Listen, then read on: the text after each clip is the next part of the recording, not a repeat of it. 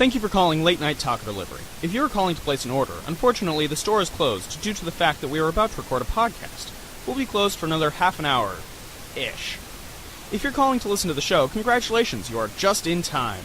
So kick back, relax, and enjoy.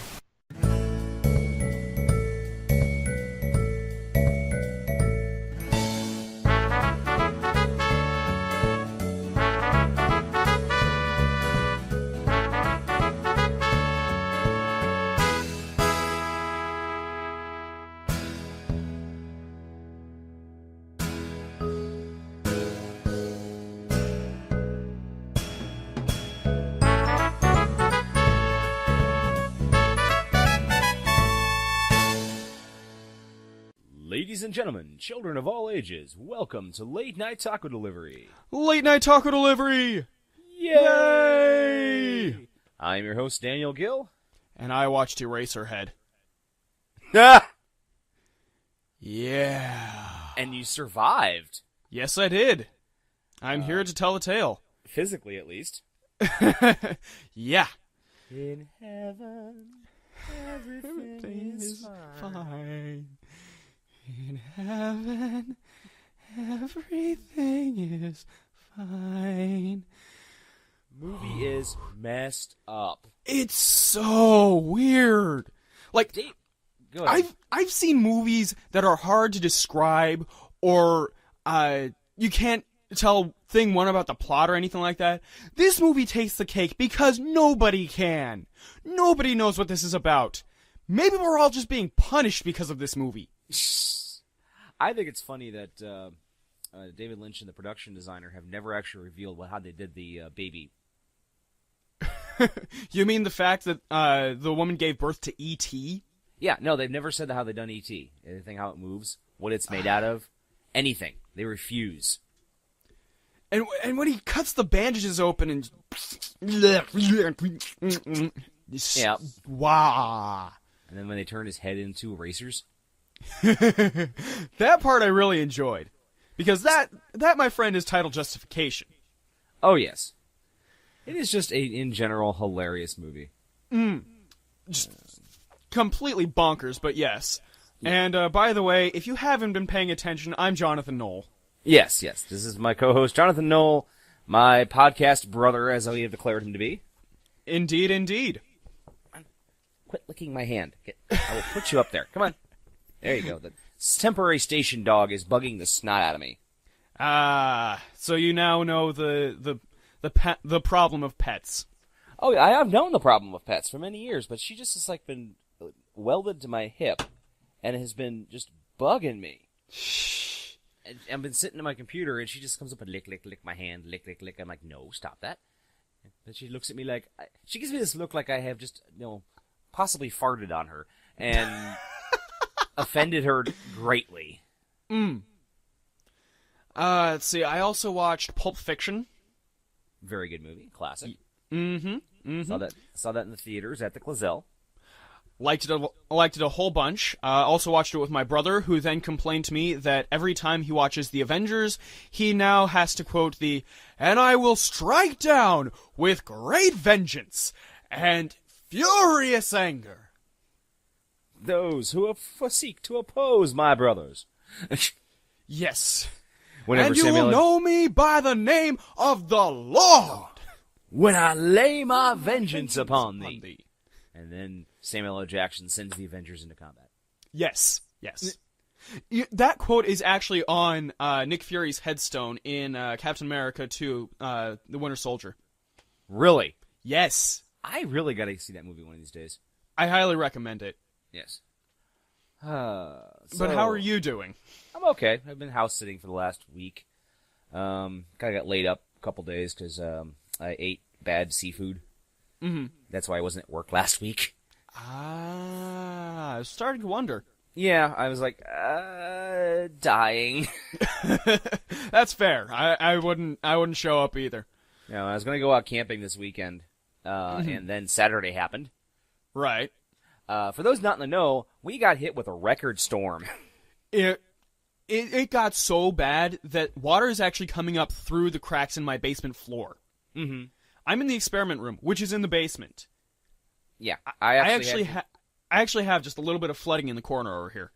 I had to I had to stay at my parents' place and operate the sump pump to keep it from flooding and destroying a $7,000 furnace. Jesus. It was phenomenal, and it was basically just like 30 to 40-hour sustained winds.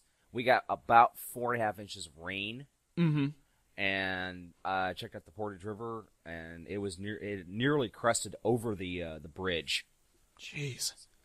They're still dealing with floods all over the area, and we're still getting rain. Yay! Mm-hmm. If I start seeing animals going 2x2 in rain slickers, I'm done. I'm moving to Colorado. I'm just waiting for God to come down and just say, Jonathan. Grandma? No. Grandma, your voice has changed. Jonathan, shut up. I am imbuing you with a holy quest. Grandma, what's all this about? I was just going to start going, Noah, this is God. Right. I need you to build me a ship, 20 cubits by 40 cubits by 60 cubits. What the fuck is a cubit? A cubit. I haven't been really doing much. I've just been, like I said, watching a lot of television I really shouldn't be doing. But I did get a chance to see Big Hero 6 and Wreck-It Ralph again. Nice. Love Big Hero 6.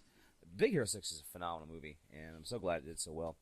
I'm still going to try to catch Weird Science at some point before my parents get back on Wednesday. Mm-hmm. And also just making sure the house is under control and all that fun stuff. Makes sense to me. Mm-hmm. Oh, and by the way, yeah? Guess who's never coming to work again? Well, at this point. Who's that? You, yes! Me! I thought tomorrow was your last day. Tomorrow is my last day. Ah. So, yeah. Will you be there? I will be there. Excellent. I can wish you on your merry way for your grand adventure. Yes. For those of you who didn't listen last week, I will be embarking on a giant train trip around the United States. Mm-hmm. I'll be hitting Chicago, New Orleans, Washington, D.C., Baltimore, Philadelphia, West Bank, New Jersey, New York City, Boston, Buffalo, and then back home. Cool. So, yes, I specifically skipped Florida and Texas. Okay, well, Florida, understandable. There's just too much crazy.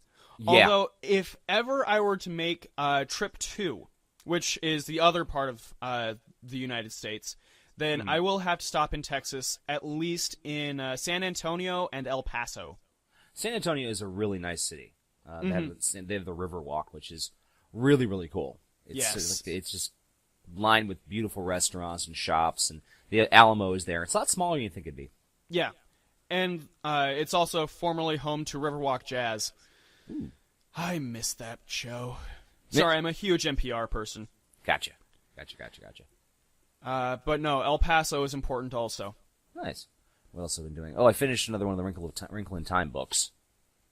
I hope you understand why El Paso is important. El Paso? Yes. Because they make good salsa there? No. No idea then.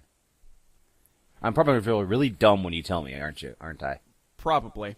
All right. It is a stinky cinematic suppository known only as Manos, the Hands of Fate. No! Yep, I will have to visit El Paso because of Manos. The Hands of Fate. Hands. The Hands of Fate. Hands of Fate. Mintos, the Mints of Fate. Oh, God. Oh, we used to make so much damn fun of that film. It was insane. I actually have a copy of it unmistied. I do not understand. I've got someone's review of that voice work. Mm-hmm. And I'll have to see if I can track it down. It's part of an old podcast I used to listen to called 2 Cents by a guy nicknamed Spaz Fox, and he talks about Manos Hands of Fate. And it's beautiful how he's talking about his movie has made him go insane. He's like, the theme song follows me around. Oh God, there it is! Oh, God. I got some good news. We got some good news this week. Oh, yeah. It was a bit slow for me, though, I'll admit. Okay. I got some good stuff. Great. I've got a lot of stuff that'll make you go, yay! And one thing that'll make you go, Jesus fuck! I'll take it that's our shit that should not be this week. Oh, yeah. Be like, Hollywood, you just trying to lay another shit muffin? All right. Well, let's start out. You want to go first? Yeah, let's start out with a really good news. All right. Actor Toshiro Mifune honored with Walk of Fame star. Yes! Japanese actor Toshiro Mifune, who starred in Akira Kurosawa's Seven Samurai. Which I actually have from the library right now. Nice. And the U.S. TV adaptation of Shogun will finally get to leave his mark on Hollywood Walk of Fame more than 17 years after his death. Talks a little bit about how he's going to be along with such Hollywood notables as Steve Carell, Bradley Cooper, and Quentin Tarantino. And also says he was actually offered the parts of Obi-Wan Kenobi and Darth Vader by George Lucas. He was. Yeah, but he just decided, I don't know why he didn't do it. I would assume because his English wasn't too good. His English wasn't that great, and he was also getting a bit old by that point. Okay. Yep, he continued acting until 1995, though, so I think he outlived Obi-Wan Kenobi. I mean, he outlived Alec Guinness. Actually, no. Alec Guinness, Mifune lived until...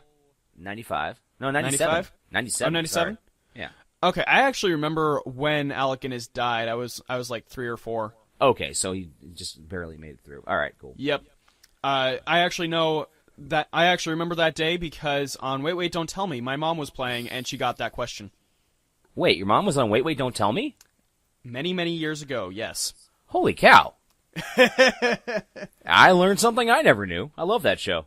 I love Wait, Wait, Don't Tell Me as well. There's there was a joke on The Simpsons the other day, and it was, and Carl, how did this person do on our quiz? Well, they got 2 correct answers, so they will be getting my voice on their answering machine.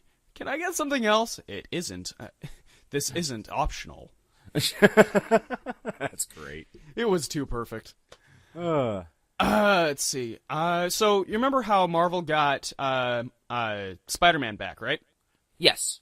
Yes, we have a Spider-Man. Yep, that's actually one of my stories, so I'm going to close that one out. All right. Tom Holland has been cast as Spider-Man. Still there? Yeah, I'm still here. Okay, it's been a little breakup. Keep going on. Yeah, Tom Holland was cast as the next live-action Spider-Man. Very nice. He is best known for playing the lead role in Billy Elliot, the musical. And, yeah. He's only 19 years old, and he still looks very young, so... Yeah, and that's really what's important with Peter Parker, especially in the way that they're trying to do the character this time around. Mm-hmm. So, yeah, we have a new Spider-Man. He's English. Yay! So is our... the last one was English, too. Yes. And our Superman is English. Yep. Something's wrong here. But our Batman is totally red-blooded American. He's American. He's American as a Confederate flag. Oh, God. It's been a weird week, guys. It has been a weird week. I have. As I described it, if you watch my Facebook feed, it looks like the Confederacy. We're waging war with the Confederacy against the Skittles factory. I've seen that one 5 or 6 times, actually. Yeah, it's still true though. Yeah, it is amazingly true. Because we've got a horrendous shooting in South Carolina that happened recently, and it being perpetrated in the name of the Confederate flag. We also had the legalization of same-sex marriage. Yep. So, woohoo! Oh, yay and huh? Okay. Yep. We're not. You almost like huh and yay. That's what it should be. All right. Let's see here. This one cracked me up. Okay. Selfie sticks to be banned from Disneyland, Disney World. I heard about this. Basically, because they're a safety concern. Makes sense. Earlier this year, Disney placed signs warning guests that selfie sticks could not be used in certain attractions. They were still, however, allowed inside, and visitors were permitted to use in parts of the park. But apparently, someone pulled out a selfie stick at the California Screaming Roller Coaster, Disney California Adventure, and had to stop the damn ride because it was going to fly off. Yeah, that's really not safe. That's like ever. Yeah, it's like when I worked at Universal and Disney. We really did not allow people to put shit on the ride with them because it'd fly off. Mm-hmm. You know, it's cool if you have your backpack on Pirates of the Caribbean. Not so cool when you're trying to ride Space Mountain. Makes sense to me. Didn't make sense to some people, though. Jesus. I don't want to pay no 50 cents to use a locker. I just want to get on the damn ride. Well, we're not going to let that happen, sir. Well, I'll stick it under my belly, and you'll think I'm pregnant. No, you're still a dude. And now your belly bulge just it looks like it's like sprouted about 17 pockets. Oh Christ! Of course, that wasn't exactly what I was allowed to say, but right. Let's see. So, Chuck Palahniuk has been in the news. What? Yeah, Palahniuk, who is responsible for Fight Club. Oh, Chuck Palahniuk. Yes, Chuck Palahniuk. What did I say? Heard Shark. You probably said Chuck Palahniuk. I heard Shark Palahniuk. And I was trying to figure out what the hell a Shark Palahniuk was. It sounds like some sort of a high colonic involving a shark.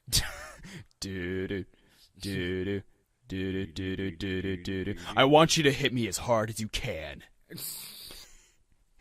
Anyway, he has posted a really, really funny video where he reads Fight Club for kids, a children's book version of his popular book.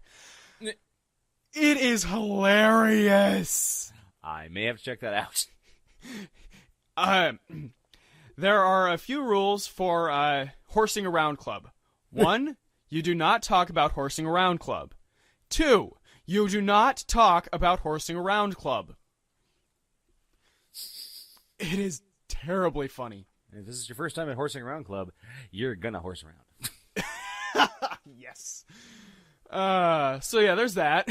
Okay. This made me laugh, and you should tell your mom about this. Okay, will do. E.L. James, the writer of 50 Shades of Grey, held a Twitter Q&A, and it went horribly, horribly wrong. Yes, when 50 Shades of Grey author E.L. James announced a Q&A on Twitter on Monday, she probably wasn't expecting these questions. What's your favorite shade out of the 50? Is there a chance there's more shades will be added? Oh, that's beautiful. Is there a safe word we can use to get you to stop writing such drivel? Oh, damn, yes. Which do you hate more, women or the English language? Oh, shit. Is it only okay for Christian to stalk, coerce, threaten, and manipulate Anna because he's hot, or is it also okay because he's rich? What's the one I saw here? This one cracked me up. From Maya Wilson, of all people. Maya Wilson? Mara Wilson. Mara Wilson. She's like, are you getting tendonitis from having to hit the block button so often? Oh! Ooh. Are you going to have to take a cold bath later to recover from being so thoroughly burned on Twitter today? What's the minimum distance you have to stay away from Stephanie Meyer at all times? Oh, nice. Does Donald Trump know that you rated his biography? Except that, Christian's at least attractive. This is true. So J.K. Rowling. God damn it, there's none of my stories. Go ahead. Reveals why the Dursleys were so terrible to Harry Potter. Oh, okay. It's not the story I had. Never mind. All right, then. Let's see. I've heard this, too, and well, you go ahead. Yeah, let's see. Lily was excluded from Petunia's wedding because the bride didn't want to risk being upstaged by her sister's magical talents. Two families had no contact after that, besides the note that Petunia got of Harry's birth. And really, it has more to do with her involvement with Severus Snape. Okay. That's not actually the theory I've always heard. Yeah, I like the Horcrux theory better. Yeah, it makes more sense, because, the Dursleys probably were just kind of average people, but when you're stuck with essentially a Horcrux, which does nothing but cause horrible things to happen... Exactly. That would turn them into pretty horrible people, and it's not really their fault. So, anyway. Yeah. But the Harry Potter news I have... Harry Potter play to open in London next year. I heard about this. I decided not to add it to my my thing here, but go on. Harry Potter and the Cursed Child to explore the previously untold story of Harry's early years as an orphan and outcast. It says it's not a prequel, and I won't say much because I don't want to spoil what I know will be a real treat for fans. Now, she does address the issue of choice. Why isn't Cursed Child a new novel? I'm confident that when audiences see the play, they will agree that it is the only proper medium for his story. I do hope that they'll release a Blu-ray or DVD of a production of this. Oh, they'd play, have to, because it's only being performed in London so far. Yeah, they'd have to do that. I mean, it's kind of a thing. Yeah, I mean, it's how I've seen, like, Cats. That's the only way I've actually ever seen Phantom of the Opera was on a DVD. Actually, I think it was a VHS. I won't go that far back. Honestly, I'm still waiting for my Broadway debut of Clerks. I'm not sure I want to see that. Has it been talked about? Kevin Smith, for a while, was talking about having Clerks 3 be a Broadway show. Oh, okay. Wonder how Clerksmen is coming along. I don't know. That's the behind-the-scenes movie that they're making. It's a British group, and they actually got Kevin Smith to do a cameo. Nice. Yeah. Let's see. So, Adam Sandler. Go ahead. Being awful, as always. Does he really have a choice in the matter by this point? It's contractually It's a contractual obligation at this point. Right under craft services, and right before the one where it says, "I must make a dick joke at least once." Anyway, Rose McGowan is calling him out, and was promptly dumped by her agent. I know this isn't really geek news, but it's still kind of a hooray. Yeah, except she lost her agent. I know exactly the story you're talking about, though. Yeah. Basically, Adam Sandler contacted Rose McGowan for a project, and and this is the note. Please make sure to read the attached script before coming in so you understand the context of the scenes. Wardrobe note. Black or dark form-fitting tank that shows off cleavage. Push-up bras encouraged. And form-fitting leggings or jeans. Nothing white. So, basically, Adam Sandler being awful. He wanted to get himself some eye candy while he was doing this. Yep. So she called him out for it, and I say good on her. Damn straight. Anything involves getting Adam Sandler getting his ass whooped, fine with me. Fair enough. Fair enough. Okay, let's see here. Okay, let's cut to something that's not really a shit that should not be, but it's still like, really, do we need this? Okay. Top Gun 2 to feature Maverick and drone warfare. Yeah, I saw something about that this morning. Yeah, basically the project is in development, and they're saying that it's about, they're going to be doing, Tom Cruise will be reprising his role, and it's more about how drone technology and fifth-generation fighters is exploring the end of the era of dogfighting and fighter pilots and what that culture is today. And I kind of like that idea. Yeah, that's not a bad one. It's not a bad one at all. I'm like, whoa, that's surprisingly a good sequel. Mm-hmm. And I would be kind of interested in seeing it. So, and I think it could even work on its own, which is also a really good idea for a sequel. Exactly. So, yeah. Speaking of sequels. Uh-oh. Do you remember a show called Heroes on NBC? Yeah. And I know that they're bringing it back. Yes, the new Heroes Reborn trailer is here. Nice. Cast includes Zachary Levi, who was, Chuck. Okay. Robbie Kay, Danica Yarosh, Judith Ciccone, and yeah. Oh, not too bad, not too bad.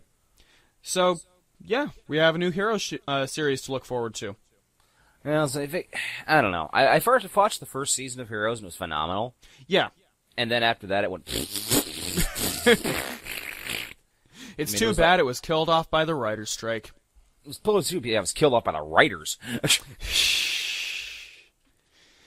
So yeah. All right, let's see here. In wrestling news. Wrestling. This is like a feel-good story. Okay. John Cena nominated for Sports Humanitarian of the Year award.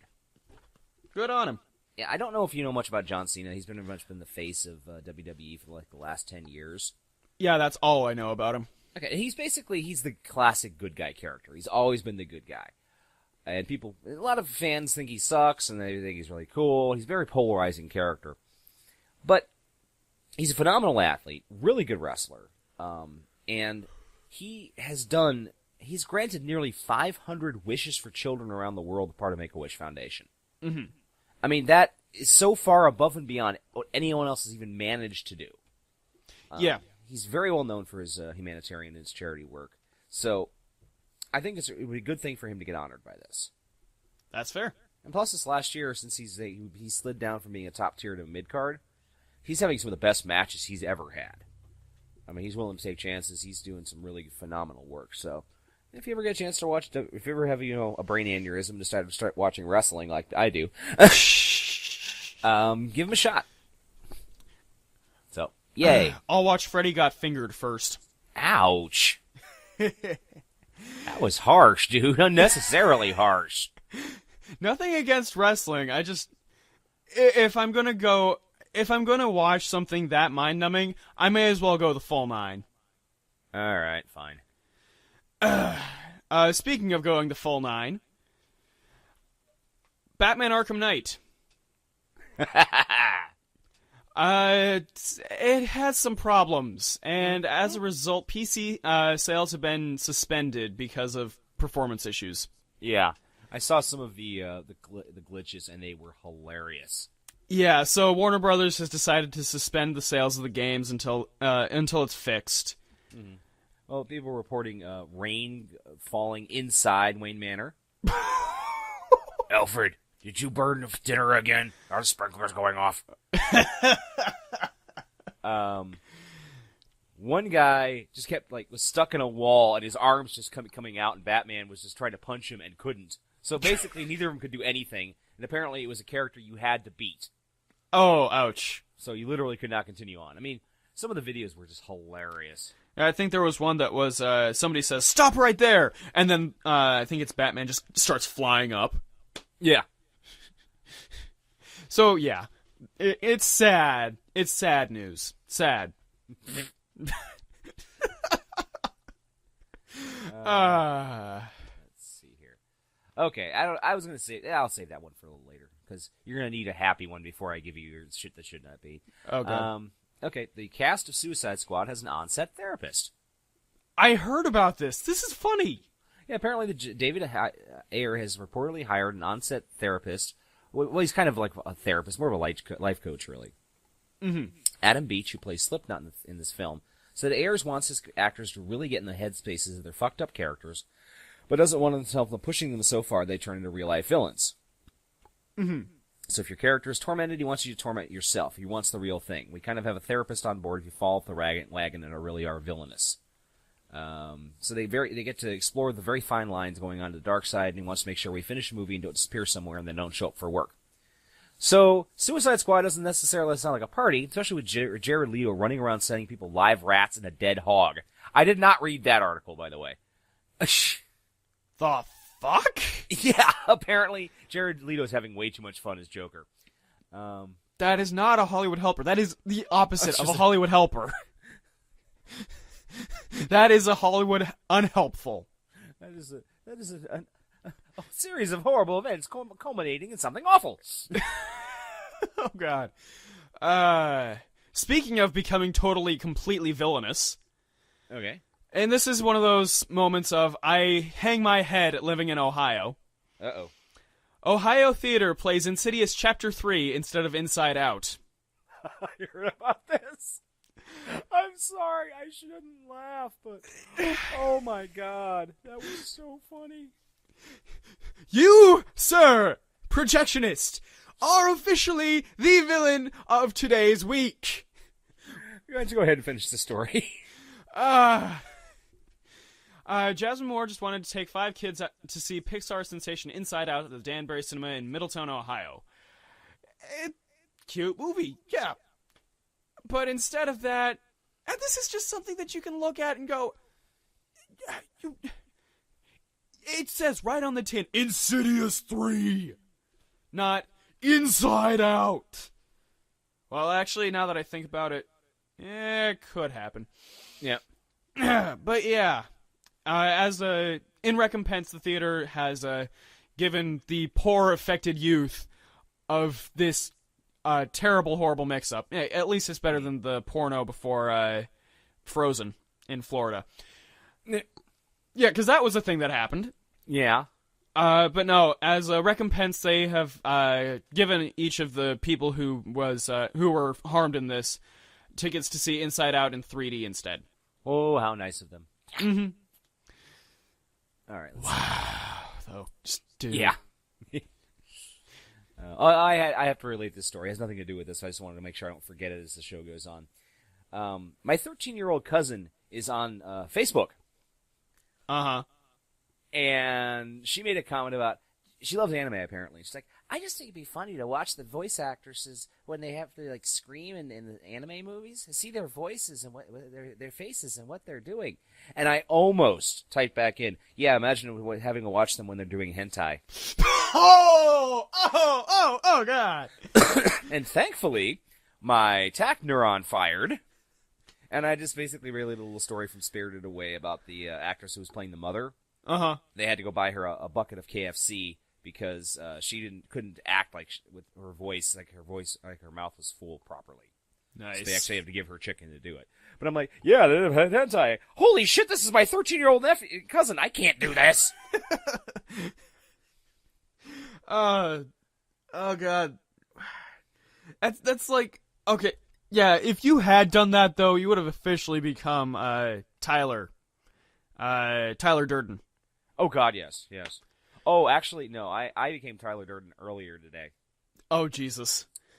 This is going to be the most offensive joke I'll ever tell on the show, and I came up with this on my own. Oh, fuck. So, to viewers with a less than, with a gentle disposition, you may want to step over the next 2 minutes. Jonathan is probably going to reach through my headphones and punch me. Or I'll just do it at work tomorrow. Okay. No. Tim and I, one of our coworkers, Tim and I were talking, and we were talking about the Supreme Court decision about the legalization of gay marriage, which we're both for. Right. But I had been reading on some conservative blog about, this is going to open up the gates for pedophilia and bestiality and so on and so forth. And they'd say, yes, they actually use the argument, no, pedophiles can do it now. I'm like, and I actually told Tim, well, think about it. Pedophilia is a love of younger children. And children grow up, so they're going to, someone that gets to a certain age, and that abuser or a human, that creature, what do you want to call them, is no longer being interested in them. So instead of built-in obsolescence like we have with computers, we're going to have built-in adolescence. Oh my God! Tim's just looking at me going, I can't believe you just said that! Hello, Nambla! Yeah. But think about it. It makes sense. Oh my God! It's horrible, but it makes sense. I do a show with you? Holy shit! That's all, folks. Aren't you glad you're going on a trip here? Yes, I am. Yeah, I felt dirty after making that joke, but I was just so proud. It was one of the few jokes I've ever come up on my own.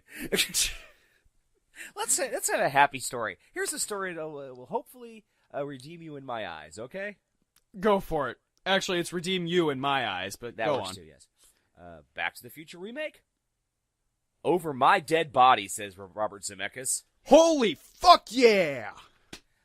Basically, Robert Zemeckis, who directed the film and his 2 sequels, has vowed that Back to the Future will never be remade in his lifetimes, and hope that his estate will figure out a way to continue blocking remakes after his death. Thank you, sir. Oh God, no, the 63-year-old director told The Telegraph when asked if, as one of the rights holders of the original film, along with co-writer Bob Gale, he would ever consider signing off on a remake. Yeah, no, thank you. Thank you, Bobby Zemeckis. Thank you. It's like, let's remake Citizen Kane. Who are you going to get to play Kane? What folly? What insanity is that? Why would anyone do that? I can just imagine him getting more and more angry. Alan Rickman. As Citizen Kane? As Kane. Tom Hiddleston. As young Kane. Justin Bieber. Oh, God. All right. So anyway, that's one of my good pieces of news. my next 3 pieces have to do with superhero news. Okay. So you know how ABC has this show, Agents of S.H.I.E.L.D.? Yes. I was going to mark that, but I forgot to put it up. Go ahead. Yes. Secret Warriors is coming to Agents of S.H.I.E.L.D. I'm not actually familiar with the Secret Warriors, so I'm not sure what the heck's going to be out.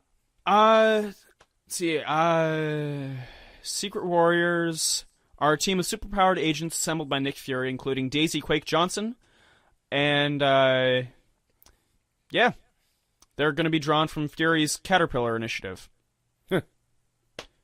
If that makes any sense to you, writhe in despair or cheer in happiness, because I haven't been following Agents of S.H.I.E.L.D. as well as I should have been. I mean, I've been working for the last year, so. Yeah, right. I watched the first couple episodes, and I really didn't particularly care for it, which I was kind of saddened because I really like Joss Whedon's work, but... Well, that's the thing, though. You have to give Joss Whedon work at least, like, half a season. Yeah, that's true. I don't know. Firefly was guns a-blazing right out of the gate. Yeah, Firefly is the exception that proves the rule, though. True. I mean, I didn't particularly care for the first season of Buffy, Mm-hmm. and then the second season hit its stride, and I heard Dollhouse was not that good when it first started, but then it really started picking up. And same with Angel. Yeah. So, yeah, I recommend giving it another shot, personally. Okay. Let's see here. Unfortunately, I don't have that many more pieces of news. But I'll do a superhero one real quick. Okay. Captain Marvel comic book series to be relaunched with Agent Carter showrunners. Sweet. Yep. Ahead of receiving her own movie in 2018, Marvel Entertainment is planning to release a comic book relaunch for Captain Marvel with the showrunners of the ABC TV series Agent Carter coming on board to guide the destiny. Michelle Fazakis and Tara Butters will replace outgoing writer Kelly Sue DeConnick when the series is relaunched later this year, with artist Chris Anka also joining the series. The series will be the first comic book work for Fazakis and Butters, who had previously written for the TV series Hawaii Five-0, Dollhouse, and Reaper. It's kind of sad that my first instinct when you say Butters is, oh yeah, Butters will take the rap. I was just thinking, like, that sounds like a South Park thing, doesn't it? Yeah, it does. Mm-hmm. But they want to basically know, we know where the Avengers mission is, we know what the Guardian Galaxy's mission is. Mm-hmm. So how does Captain Marvel fit into that? Apparently, it's acting as first contact between Earth and outer space, which would be kind of a cool way to set it up. Oh yeah, absolutely. Because I know the Avengers Infinity War is basically going to have everybody, literally everyone. I mean, I'm the Guardians of the Galaxy, Ant-Man, Doctor Strange, Black Panther, everyone. Yeah. What are you doing? Holding your neck in case of whiplash. What? Yeah. Whiplash. And also, just a quick aside, Guardians of the Galaxy, the sequel has gotten its official title. Yeah, that was the next one that I had there. Go for it. It is called Guardians of the Galaxy Volume 2. Probably with another award-winning soundtrack full of music from the 70s. Hey, I can dig it, man. I was cool with it. Mm-hmm. So yeah, James Gunn has finished his script for it and all that, so sweet. Rock on. Yep. How many more pieces do you have? I have this last one and shit that should not be. Okay, I'll go ahead and do one more real quick. That doesn't sound that interesting. Never mind. Do a video game one real quick. Okay, go for it. I think I might have mentioned this in a past show. Former BioShock developer's horror game gets funded. Really? Yeah, it's a game called Perception, and it's a horror game. Features a blind girl named Cassie who uses echolocation to explore a mansion. And accordingly, the Kickstarter goal is $150,000, and it went over 168,041. Cool. They'll continue to accept pledges through their official website. Extra funds will go through stretch goals like virtual reality support and both PlayStation 4 and Xbox One visions. So it looks kind of cool. I've seen some of the trailers, and it's kind of interesting. Reminds me a lot of another game called Echo. Mm-hmm. I think it was called Echo. Basically, the idea was you were trapped in this dream world, and your only weapon you had was a tuning fork. and everything was everything was completely black until you hit the tuning fork, and it sent out a sound wave that outlined what everything was. So kind of like the Daredevil movie, then. Yeah, very similar, very similar. And so you had to, hit something so you could see where the location of everything was and make your jumps and solve puzzles and such. It was really cool. Hey, as long as it's not like the first few episodes of DuckTales. Because when the fuck did a tuning fork become the fucking BFG? And we're talking the Doom BFG, not Big Friendly Giant. Oh, we're yes. Big fucking gun. I remember that tuning fork. It was like, damn. Yeah. For my last matter of business, we have another official title for a thing. Okay. Star Trek 3. Or yes. the new Star Trek 3. It is called Star Trek Beyond.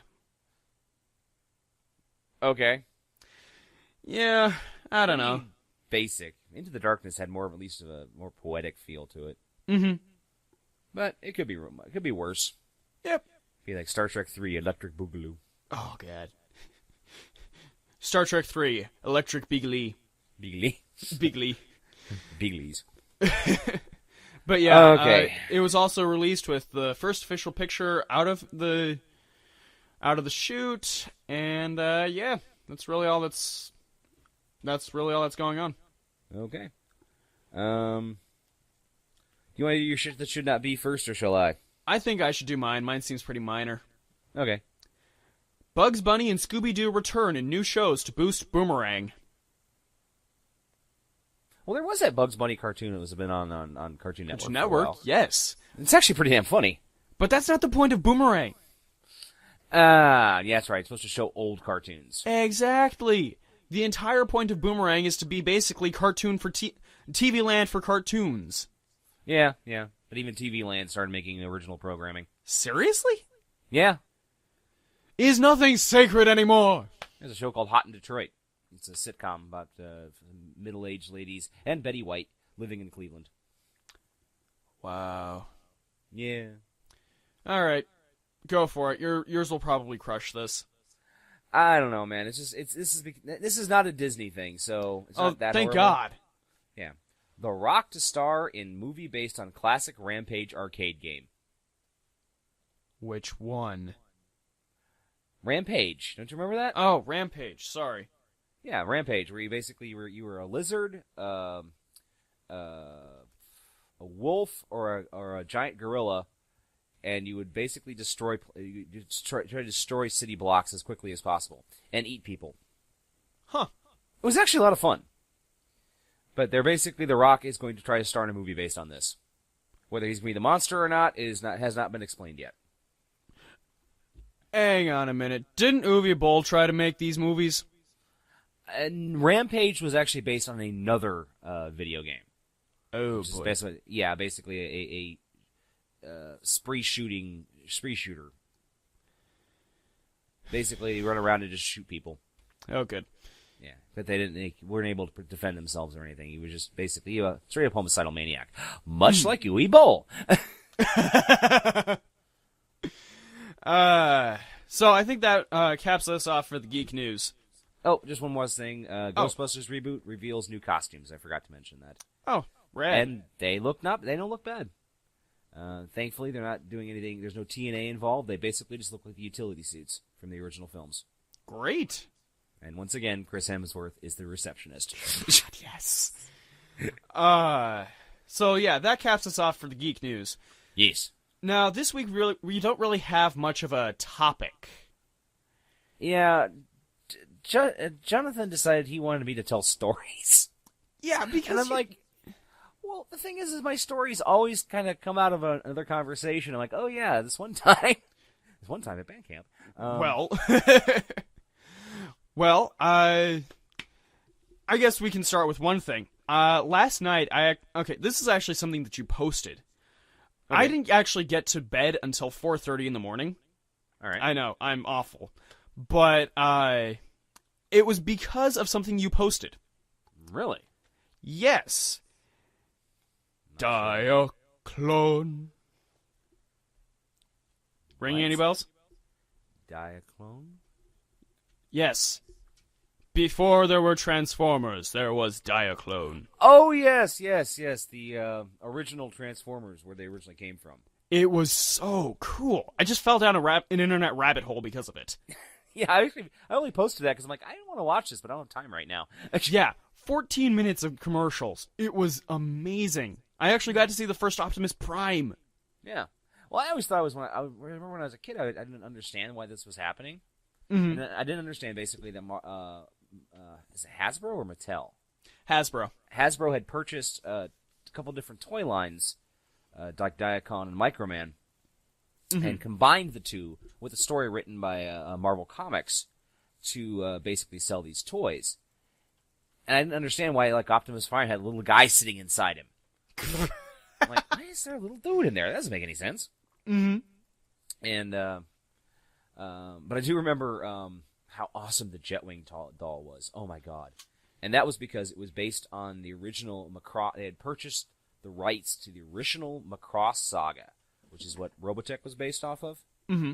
They had bought the V-wing or the VTech wing, and brought it over here, full metal and plastic toy, really stellar toy.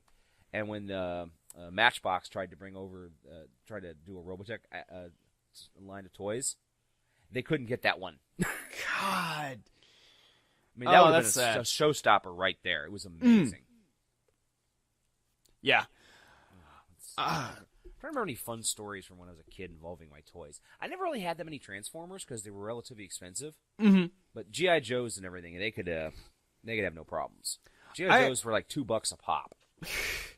I actually still have a bunch of my dad's old Transformers. Mm. I've got a green Optimus Prime looking one. Okay. Kind of Optimus Prime looking one. There's a submarine. There is an amphibious plane. Hmm. You know, some really cool stuff. Were they the tiny ones? Some of them are small, some of them are large. I actually have a very much so Decepticon one up in my room.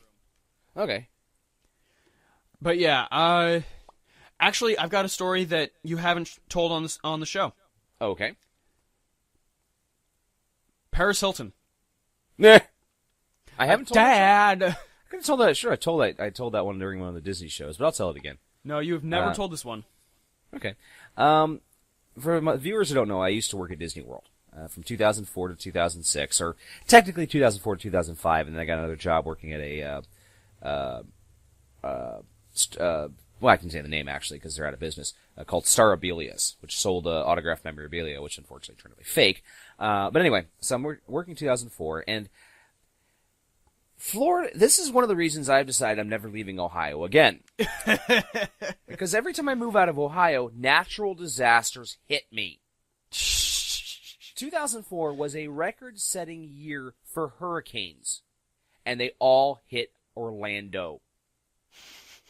This is Orlando. Orlando never gets hit by hurricanes. Mm-hmm. The last recorded hurricane there was like 1947.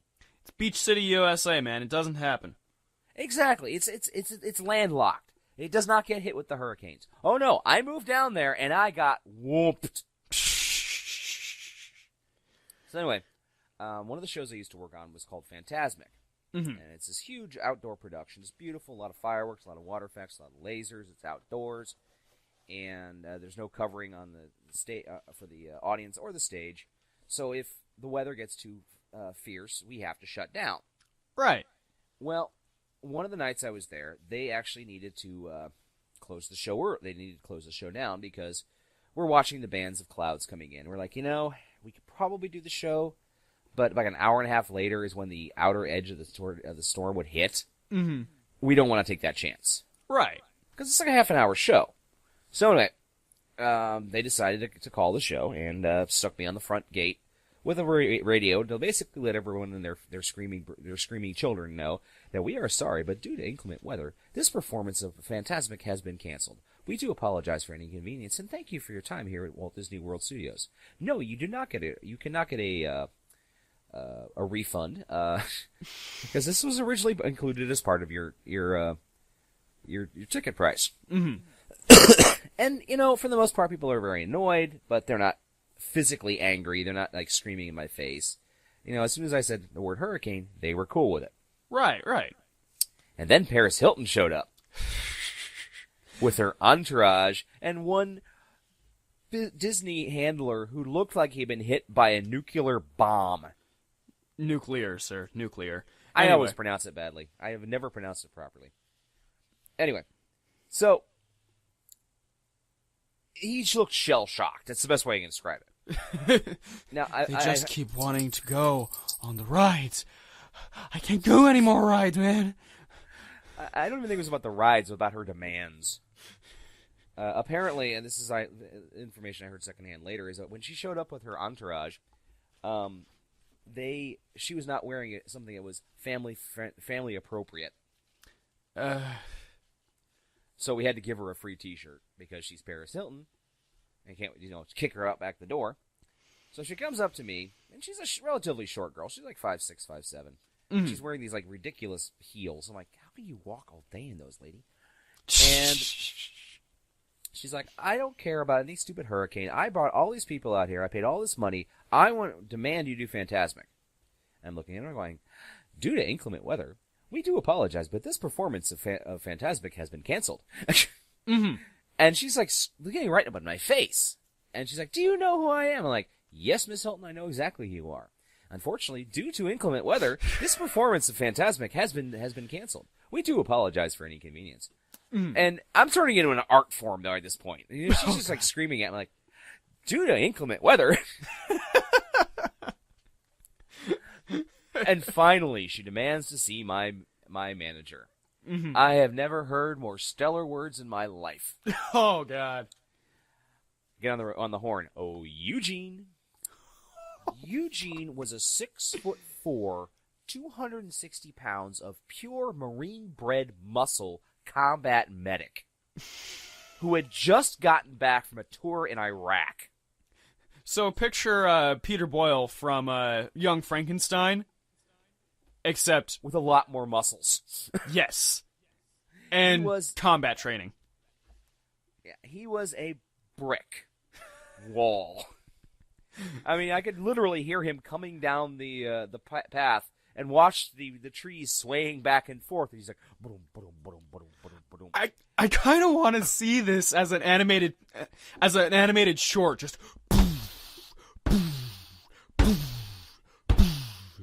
You have to talk to Eugene now. Yeah. So finally he gets down there. He's like, oh, hello, Daniel. What seems to be the problem? Oh, Mr. Eugene, this young lady seems to like to lodge a complaint about the Fantasmic show. It's like, I don't want to lodge a complaint. I want to see the damn show. And he smiles at her and says, oh, hello. It's a pleasure to meet you. Unfortunately, we cannot have the show this evening because of the inclement weather. We do have a hurricane coming in. And she just launches another one of her whining things. Mm. And I'm watching like rapt fascination of the interaction. She's just screaming in his face, and he's just smiling and smiling and smiling. Because this is a man who has been shot at. Mm-hmm. Numerous times, dragged his buddies, missing limbs, out of harm's way, patched them up with nothing but more than baling wire and super glue, being screamed at by an overprivileged little fuck vixen who's only famous because she made a tape. Good men died face down in the mud! Exactly. And then she made a horrible error. Oh, shit. She poked him in the chest. Just to, like, accentuate. Why aren't you listening to me? And I watched his eyes suddenly take on this steely glare. Probably the same look he'd given, some, Iraqi soldier right before he ripped him in half and then stapled them back together. Oh, shit. His voice takes on this. I cannot do his voice, but I will do my best. I don't know how else to tell you this, Miss Hilton. Fantasmic has been canceled this evening because of inclement weather. You have a magical Disney day. And he just turns around and storms back up the walkway. I am off the side with my hand over my mouth, because if I take my hand off my mouth, I'm going to lose it so hard laughing, they're going to have to scrape me up off the pavement. The Disney handler who's been watching this entire thing, and his eyes are getting wider and wider and wider, is like, Miss Hilton, why don't we go ahead and get back to the hotel? It's been a rough day. And she's like, fine, stop.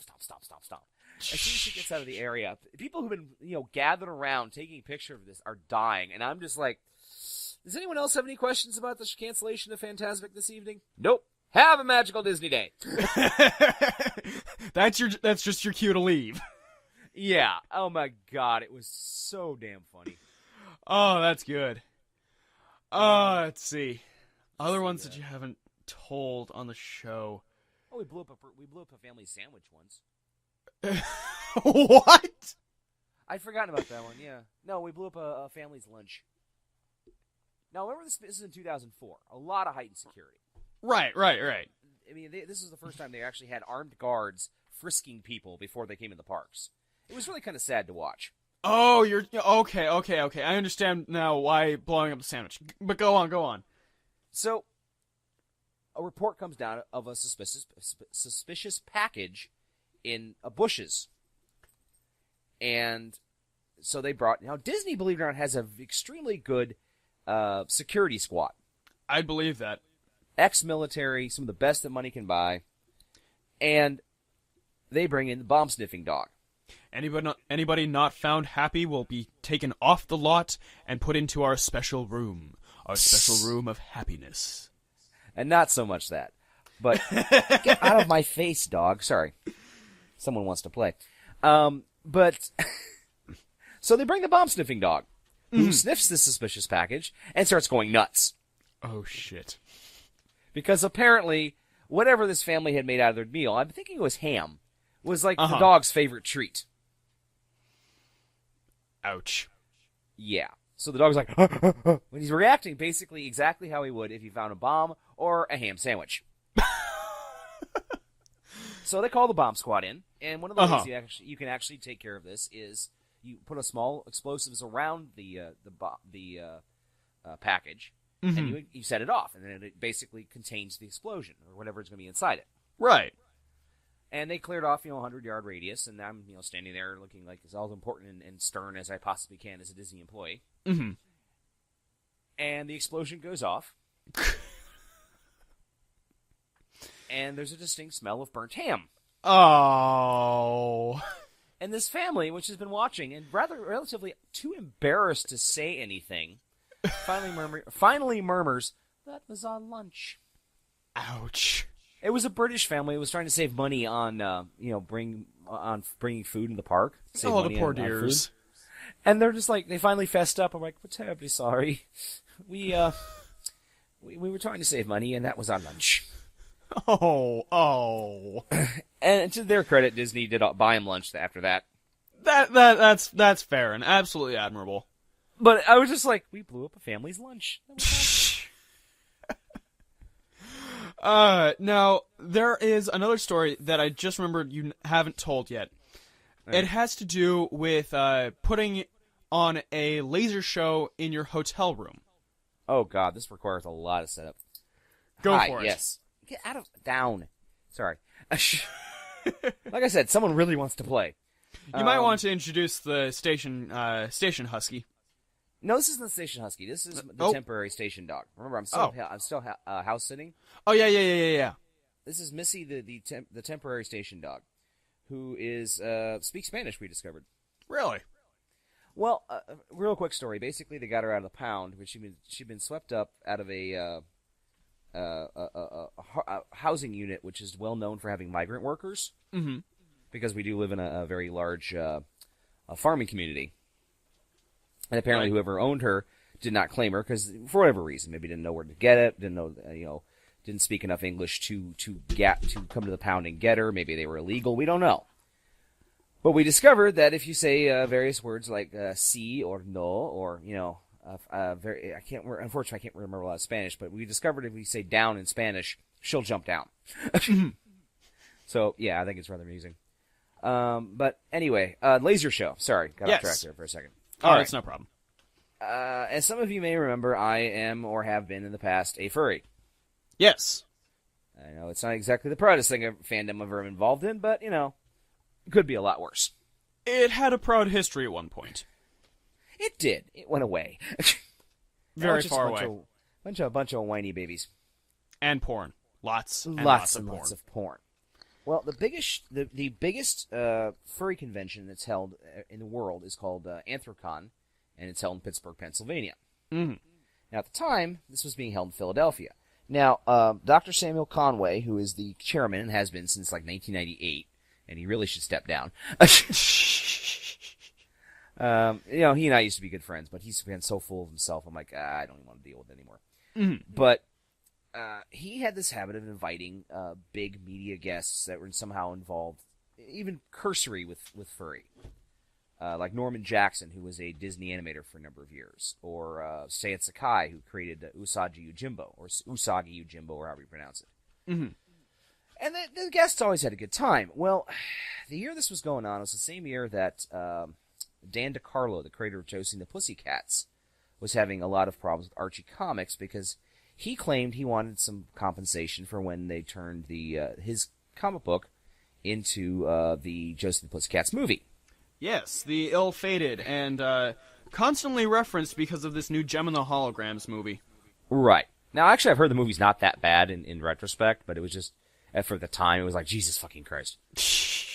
I'm sorry, this joke and story is going to take a lot of build-up, but hopefully it's worth it. Anyway. It's totally worth it.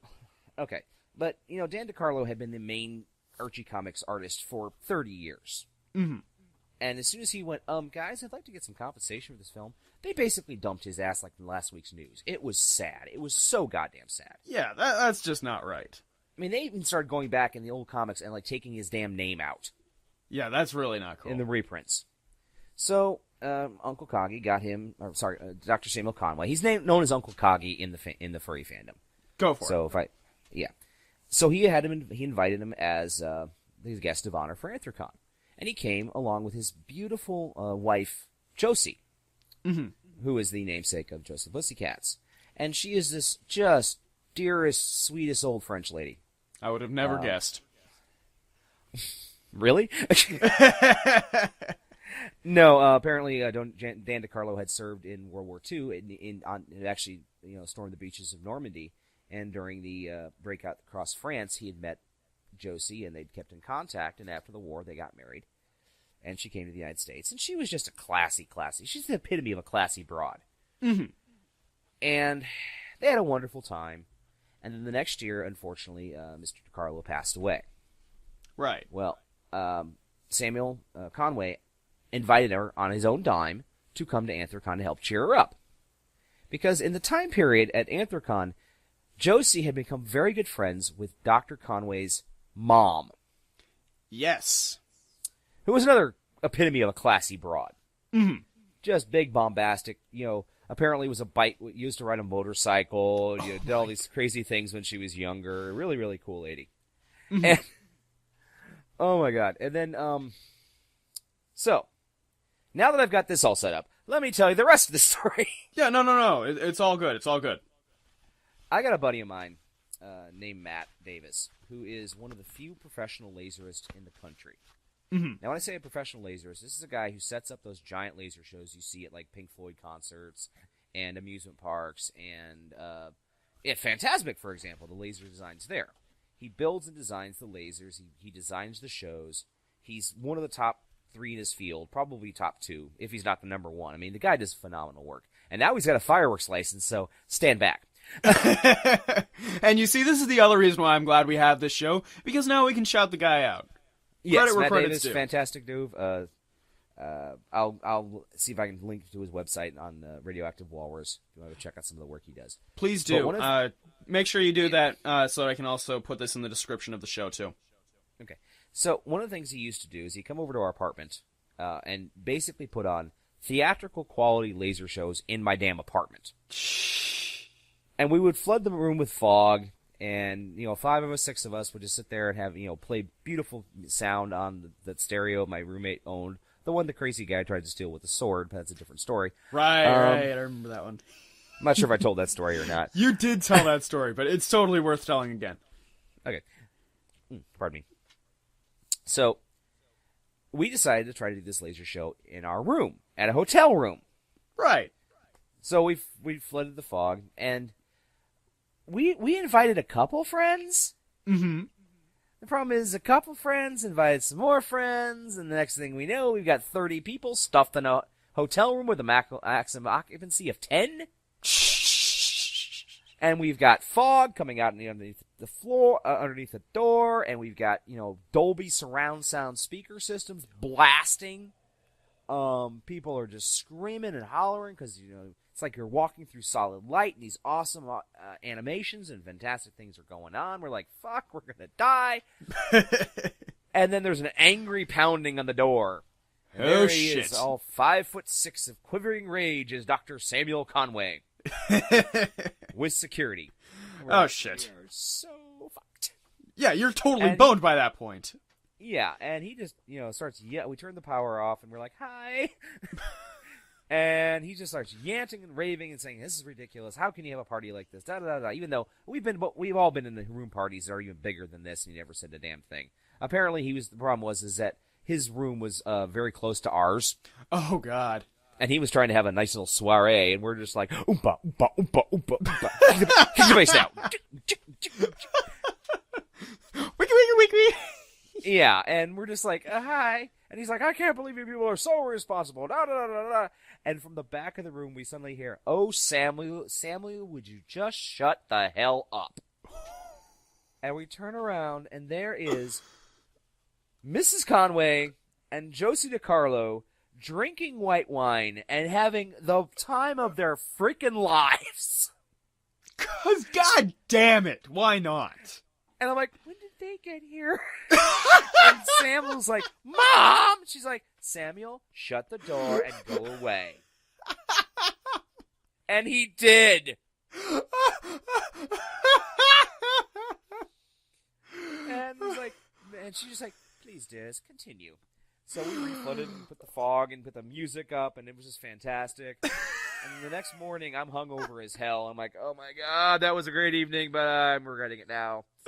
And I'm having some coffee in the food court, and I finally see this very thin, very spindly hand come on my shoulder. I'm like, Arr? I turn around, and there's Josie DiCarlo. Uh-huh. And she looks at me and goes, you was the lady, you were one of the people in the laser show last night, yes? Yes, I was, Mr. Carlo. Would you give this to your friend for me? And she kisses me on the cheek and says, I haven't had so much fun since my husband died. Thank you. And she walked away, and I'm like, I don't know if I'm crying because that's such a sweet story or that I have to kiss my friend. And to my credit, I did. I walked right up to... Sir, you are truly honorable. I walked right up to Matt. I'm like, Matt, yeah, I have a message for you from Mr. Carlo. Oh, what's that? And I kissed him square on the lips. Nice. And he just kind of blinked at me and went, what just happened? Oh, that's beautiful. Go ahead and as a tangential thing, you should probably tell the shirtless sword flinging story. Oh yeah, okay. Now, basically, back in 2001, Jason, who was an artist, and still is a very good one. He works on various projects for Sony. Mm-hmm. He was out of town for a convention, a furry convention, in California. Shocker. In California, and I had decided I didn't want to go because I couldn't afford it. And, by this point, it was like, people are weird. So, I got drunk because I have a drinking problem. So I'm in my car. It's like Saturday night. I'm zonked out happily on my bed, and I hear the front door open, creak, and my brain goes, "Oh, Jason must be home early from his convention." Right. And the other part of my brain went, Dan, yeah, you're supposed to be picking him up in Detroit from the airport. How could he have possibly gotten home? Oh, blank, blank. That doesn't make a lot of sense now, does it? So I sat up, and I just grabbed a pair of pants, pulled a pair of jeans on, and my brain suddenly starts going overdrive. Daniel, there's someone in your apartment. You must defend yourself. So I go to my closet, and, I have a couple different weapons. At the time, I had a 9mm pistol, I had a baseball bat, and I had a broadsword. Right. Which one do I grab? Do I grab the pistol or do I grab the baseball bat? No, I grab the broadsword. Player select. Player has selected the broadsword. fight. So, apparently I had gone outside for a cigarette and had forgotten to lock the door. Right. So some dude has decided, found the door open, was like, say, I believe I will go in and see what kind of booty I may find. Whatever plunder I may find in this person's apartment. So I come around the corner, bare-chested, wearing nothing but a pair of jeans. I don't even have any shoes on, holding the sword. And there's a dude trying to jack our stereo. And I'm like, probably could have said something really badass, like, what the fuck you doing in here? You have defiled my house. Prepare to die. And I will strike down with great vengeance, and furious anger. And what comes out of my mouth? Hi. What are you doing? Because I'm still half drunk at this moment. Right. He sees the bare-chested, jeans-wearing man wielding the sword, and puts the stereo back down. And looks at me, looks at the door, looks at me, looks at the door. And I hold my sword up and went, ah! Which apparently is my battle cry. You probably scared the poor shit shitless. Yeah. So he makes a bolt for the door, and I start charging after him. Into the pouring rain. So, he runs across the parking lot, and I'm in hot pursuit. For whatever reason, I have no idea. And I hit the parking lot, which is covered in gravel. Of course. So all you hear is ow, ow, ow, ow, ow, ow, as I turn around and come back inside, doing that, barefoot on gravel prancing that you do. Right. I went back inside and gave everything a cursory look. Finished on my bottle of whiskey and went back to bed. And locked the door, I imagine. And locked the door, yes. Jesus Christ. I've had a weird life. No shit. I did at the time I sold Orlando Bloom a signed picture of James Dean, didn't I? No. Okay. Well, one of the things about Starabilia is that they had a lot of autographed memorabilia. Mm-hmm. A lot of weird shit. They had like a tire signed by Elvis Presley. Who even gets Elvis Presley to sign it? Why would they have him sign a tire? I don't know. But we were at one point relatively well respected in the autograph community until, everything came trashing down. It turned out like half of our shit was fake. Ouch. Yeah, I'd already left the company by that point. I'd returned to Ohio. Mm-hmm. But this is about 2004, and it's about, I'd say, 9 o'clock, 10 o'clock on a Saturday, and there was a lot of nightclubs around Starabilia's. No, 2005, that's when it was, because I worked there. And this group of young guys come in. They're all having a good time. They're partying. They're like, sir, you're going to leave your drinks outside. Oh, you sure? Yeah, unfortunately, we can't have any, really good stuff here. We don't want anything get damaged. Oh, well, it makes sense. It makes sense. So they all chugged their drinks, and they came in. Mm-hmm. And this one guy wearing black jeans and a silk shirt, looking very stylish, but kind of scraggly at the same time. Nice-looking dude, but he kind of looked familiar, but I wasn't really sure why. Mm-hmm. And he's like, excuse me. Yeah. Do you have any James Dean? I'm like, we do have James Dean. He's like, oh, too right. Can I look at it? Sure. Yeah. So I took him and I showed him a James Dean signed 8x10. I think it was from Rebel Without a Cause. And he's like, oh, that is awesome. Can I buy it? Yeah, if you want to. I mean, you got the money.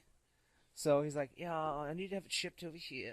I need this and this and this. So I'm like, he decides he wants to take it with him. Mm-hmm. So we're wrapping it up, getting it all set. We had this whole big elaborate thing where we had to wrap everything in like multiple layers of cardboard and tape it down. These things were designed to be dropped out of, moving buses at 90 miles an hour and not get damaged. Makes sense. And I'm like, okay, I just need to, and I typed in some information, didn't even like really look at his credit card, and I went to slide it. It's like, okay, all we're gonna need to do is you just need to sign that. He's like, are you sure? I'm like, kind of need you to sign your credit card information. He's like, have you actually looked at my name? I turned over. It's Orlando Bloom. And I'm kind of staring at it for a second. My eyes looked over to him, and I glanced at the card, and I glanced at him, and I glanced at the card. And meanwhile, my brain's going, Legolas? Will Turner.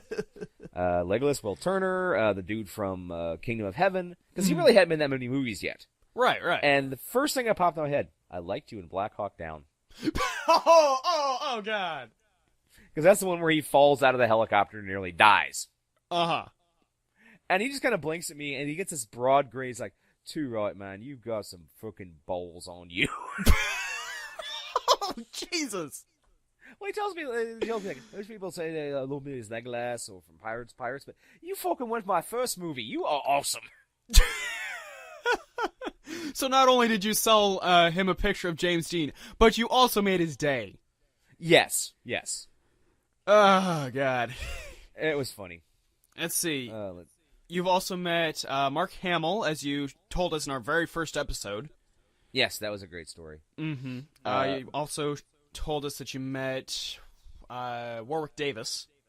Yeah, as your friend in a mental institution. Which was our second episode. Yeah. And a couple of other ones. I actually spent some time this past week listening to some of our like last 10 episodes or so. Mm-hmm. It sounded pretty cool. Who else famous have you met? I got to touch Cameron Diaz on her butt. Tell me that more. Was fun. Well, at the same time as working at Disney, I was also working at Universal Studios at the Men in Black Alien Attack ride. Uh-huh. Which is a very it's like you ride around in a car and you shoot aliens for points. You get a little zapper, but the cars spin and you got to wear a seatbelt and a protective harness. Mm-hmm. And we heard that Justin Timberlake was in the area. We're like, oh wow, Justin Timberlake. Cool. And so he's there with his family. And he seemed like a pretty chill dude. Sounds about right. Yeah. And one of my jobs was to make sure everyone got buckled their seatbelts properly and put down the restraining gear so they wouldn't go flying off as the car spun around really fast. Now I'm picturing Cameron Diaz going, "Ah!" Well, most people could understand the simple instruction of please put your seatbelt from left to right, and then I'll put down the safety harnesses. Mm-hmm. And this relative, mildly attractive woman comes in, with Justin Timberlake, and she sits down, and I'm like, "All right, young lady, I just need you to put your seatbelt left to right. Need you to put your seatbelt left to right." And she's looking at me like, "Arr." left to right, young lady, and she's like, "Arr," like a dog looking at something you've never seen before, like or reacting to a fire a fire alarm or something. Arr. And finally, I am allowed to dig my hand under people's asses, pull the seatbelt out, and go from left to right. Mm-hmm. And I'm like, okay, fine. We got to keep the cars moving. So, hand went down, grabbed her butt, grabbed the seatbelt, plugged it in. And she went, "Oh, thank you." And it was Cameron Diaz's voice. I'm like, "Oh, very well. You're very welcome, Miss Diaz." Because this is a woman apparently does not look anything like it. She literally puts her face on with makeup. Hey, fair enough. Everybody's got to have their thing. Everybody's got to have their disguise. Yeah. Which makes me wonder, does Superman have to put on makeup? Because that would explain a lot. He wears a fat suit. Now, there was actually a comic back in the 60s where it tried to explain that the reason no one ever can tell Clark Kent and Superman, mm-hmm. one of his superpowers is he unconsciously makes everyone think that Clark Kent's fat. Okay. Comics are weird. No shit. No. So Cameron Diaz, let's see. Who else? I almost met Michael Eisner, but I probably would have gotten fired. Really? Well, this was during the last hurrah of Eisner's empire working at Disney. Emperor Eisner. Emperor Eisner, yeah. I used to have on my computer screen. My computer was a sticker that says "Eisner sucks," written in it looked like Walt Disney's autograph. But oh, shit. But one of those that don't know, basically in the late '90s, early 2000s, the quality of Disney really started going to crap. Especially the parks. I mean, they weren't replacing things, they weren't updating things. This is during that time when they had a horrific accident at Big Thunder Railroad, where one of the cars came loose to the tracks, and when it went into the tunnel cave, came loose and basically decapitated like 3 people. Jesus. Yeah, because they weren't keeping up on the proper maintenance. They were just doing the bare minimum because that's all they could afford. Disney was, Eisner was not letting the parks do what they needed to do. Mm-hmm. and they were starting to lose a lot of the glitter, a lot of the glamour and the glitter and the magic of Disney. Right. All in the pursuit of the almighty dollar. Now, I am happy to report since then, Bob Iger, who's now the head of Disney, has done a lot of new work, has repaired a lot of bridges, and really stepped up their game at the parks. I'm really looking forward to going seeing them in January. Good on him. Yeah, but anyway, Eisner was going to be in the park. Mm-hmm. Now, this was during my big depressive drinking days, but I still was able to hold a job. And I was like, you know what? I already work at Universal. I'll just go full-time there. I'm going to tell Mr. Eisner my piece of my mind. Oh, shit. I don't care if I get fired. And I've got my steely glint in my eye. The problem is I had told one of my friends at work, who's a big, bald black man named Chaz, who is one of the sweetest guys in the world. His real name is Charles, but I just refuse to call him Charles. I just call him Chaz. I've always wanted to have a friend named Chaz. Now, Chaz probably made you real popular, too. Oh, no, he thought it was hilarious. Oh, my God. Well, I just remember one time we're in the cafeteria, and he's got his iPod, and he's like dancing around going, I'm still standing better than I ever did. And I'm looking at him like, Chaz, what? You are ruining the mystique of the big black man. And he was just dying. Well, Chaz had been involved in litigation with Disney. Mm-hmm. Basically, to quickly set this up, an underage coworker of ours had grabbed his drink when he wasn't watching at Pleasure Island, had been chugging it, and basically walked off when security caught her, and then she had claimed that Chaz had bought it for her. Oh, shit. Yeah, so she got fired, he got fired.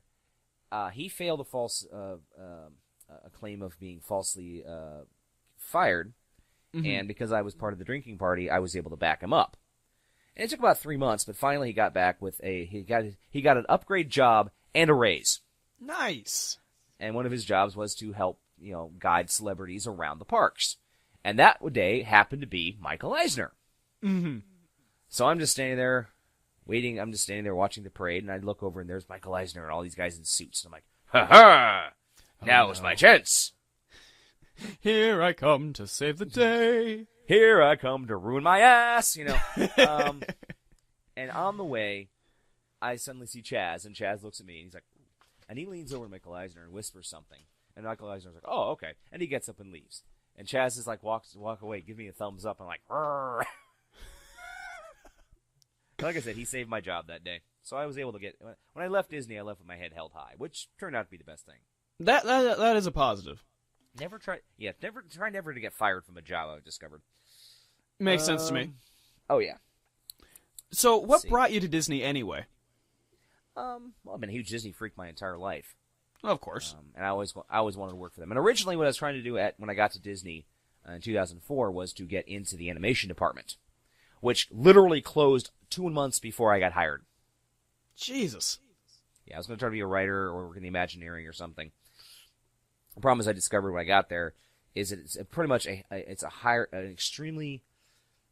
a career-locked system.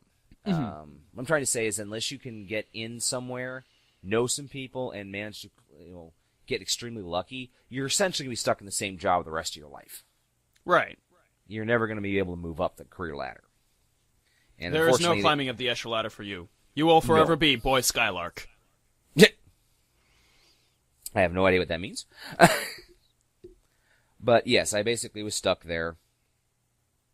And the only person I knew that was an Imagineer was a friend of mine whose name I won't use because he actually tries to keep for incognito. He wasn't able to do anything for me. Because I was going to try to get in writing or development or something. So I basically was just working as a grunt.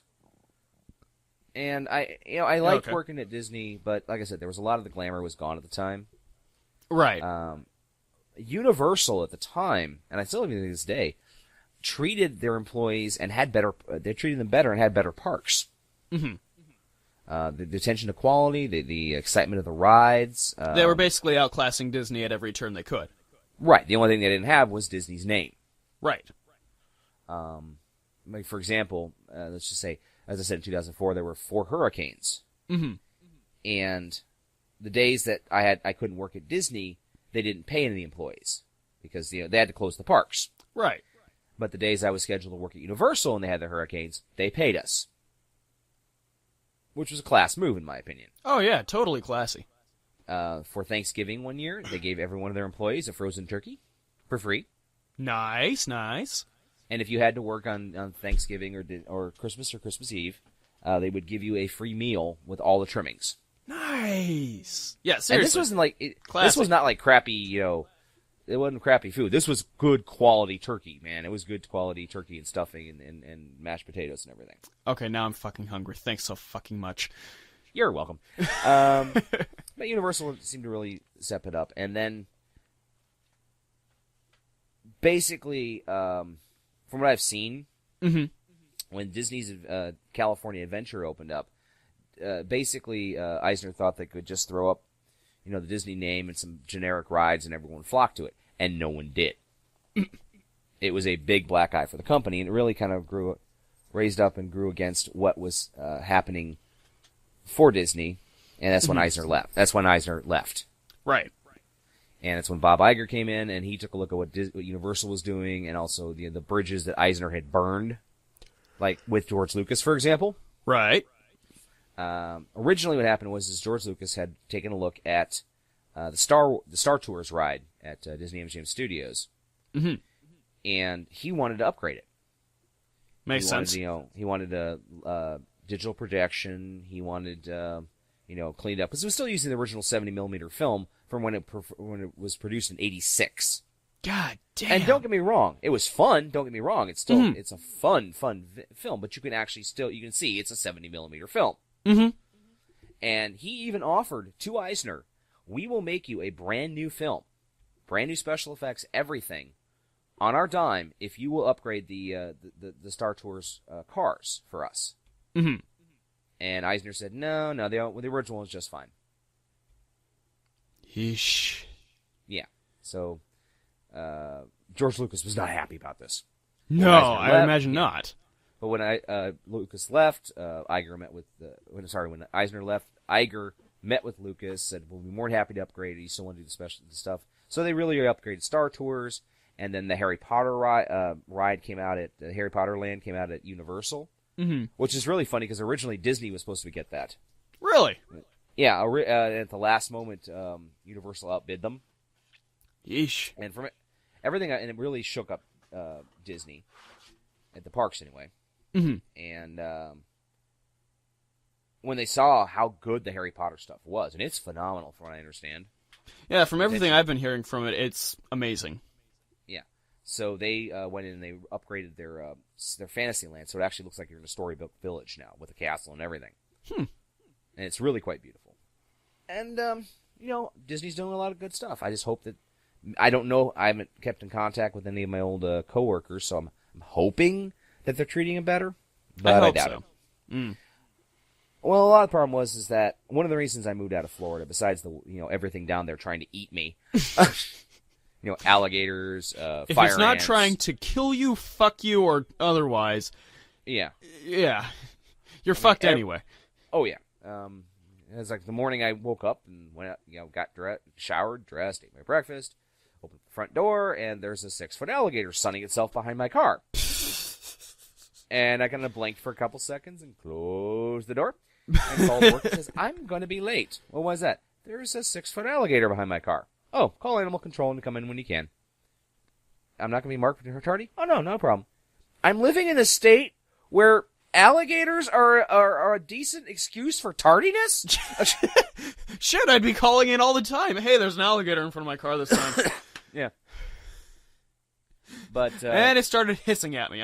I don't think you can hear the hissing, but it's hissing at me. But no, Disney and Universal both didn't pay very well. I got like 10 or 15 cents over minimum wage. And you just can't survive in Florida on that. Yes.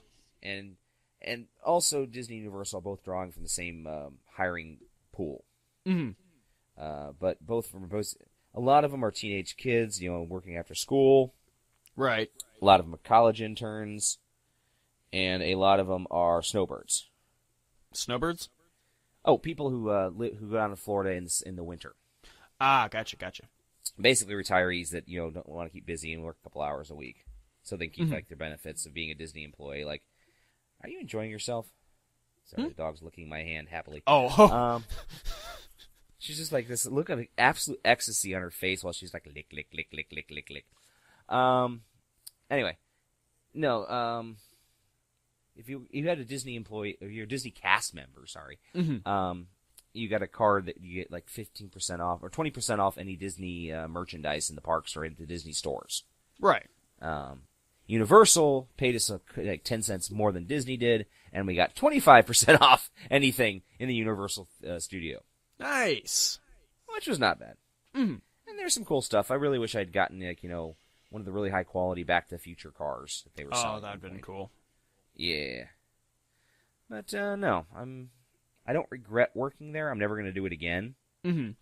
But it's an experience I'm glad I went through. Yeah. And that makes a lot of sense to me. It's sort of like the rest of my life. These are experiences I've gone through. This is what I've done in my life. This has made me who I am. I mean, I'm not proud of everything I've ever done, but I'm working every day to become proud of the person that I'm becoming. Fair enough. Makes sense. Yep. Oh, by the way, on the subject of Star Tours and all that, yeah. At my house, I have a book that is called The Star Wars Vault. It is a large compendium collection book that has a bunch of like copies of original artwork and paraphernalia and tchotchkes from all of the stuff and all that. Like, it has Bantha Tracks copies and all that. And it also came with 2 CDs. Okay. Stop that. And I decided that it would be a good idea to rip both CDs and put them into my iTunes. On disc 1, actually no, I'm going to say disc 2 one first.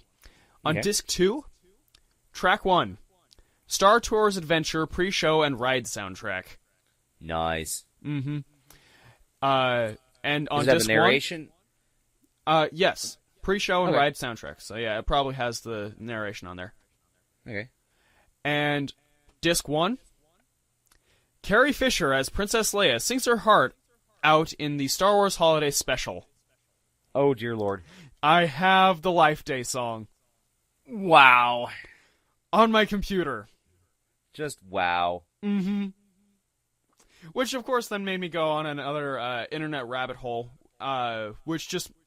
It made me wonder, okay, so you're not proud of the Star Wars Holiday Special already.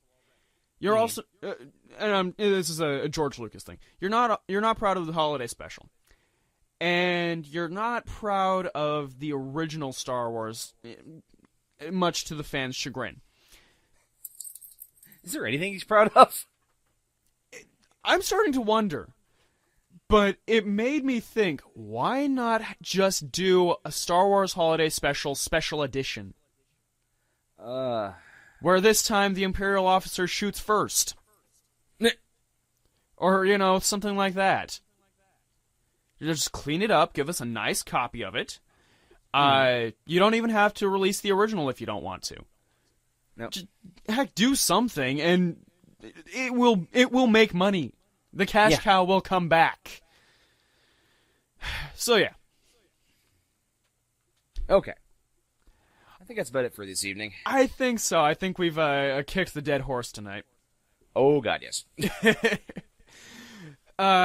So from all of us... I ran out of water a long time ago. Oh, yes. So from all of us here at Radioactive Walrus Entertainment, the experiment room and Dan's domicile... Actually, Dan's house sitting, yes. Right, Dan's house sitting. This has been Late Night Taco Delivery. You may now place your order. Late Night Taco Delivery is performed by Daniel Gill and Jonathan Knoll, and was created by Daniel Gill. New Bizarre opening by Jonathan Knoll. If you have questions, comments, or a suggestion for a future show, drop us a line on Twitter at Radio Walrus Pod. Like Radioactive Walrus Entertainment on our Facebook, or subscribe to our official YouTube channel, Radioactive Walrus. That's Radioactive with a capital R, Walrus with a capital W, and no spaces. Thank you for calling Late Night Taco Delivery. You may now place your orders. This has been a production of Radioactive Walrus Entertainment. John, what do chickens say?